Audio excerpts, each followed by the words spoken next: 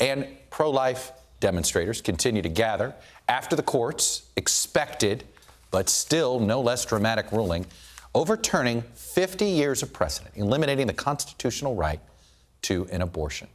We heard the president this afternoon urge demonstrations across the country to remain peaceful.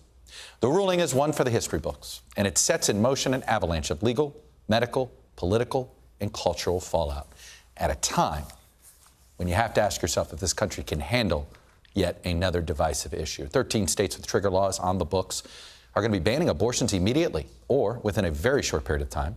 Oklahoma's Attorney General, for example, announced this afternoon that his state will now prohibit abortions on demand. In the coming weeks, it's expected that roughly half of the states in this country will make the procedure illegal, even in instances of rape or incest. Not in every one of those cases, but in some of them. This is the first time ever that a Supreme Court has granted a widely recognized right and then taken it away. What that means for other court precedents, upholding the right to same-sex marriage, contraception use, and beyond, boy, is that a major question mark. Anything that was tied to the so-called right to privacy. Then there's the political fallout. We're just months away from the midterms. Clearly, that's on the president's mind as he looks to energize his base and avoid losing control of Congress in November. Here was some of his reaction this afternoon.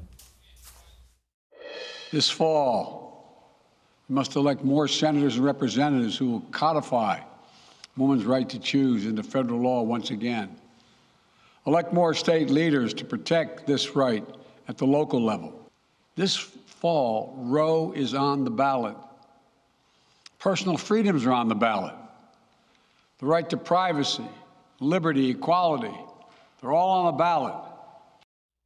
And moments ago, Vice President Harris addressed the ruling while traveling in Chicago, echoing the president's comments and urging supporters to use the ballot box as a tool to combat the court's ruling. The bottom line, actually, though, is the Supreme Court said that abortion rights now have to be decided at the ballot box. They didn't say it that explicitly, but when you do what you did, it now means it is an election issue all the time, not just this one. I'm joined now by my NBC News colleagues for reaction here at the Supreme Court and from states around the country facing new restrictions. Justice correspondent Pete Williams is here to give us the legal breakdown. Julia Ainsley's outside of the Supreme Court. Kathy Park in Jackson, Mississippi, right near the clinic that brought this case.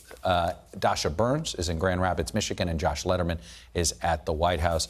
Pete, let me start with you, and let's break down the rulings here, because you have Alito's ruling, you have the Thomas concurring, and Kavanaugh concurring. You have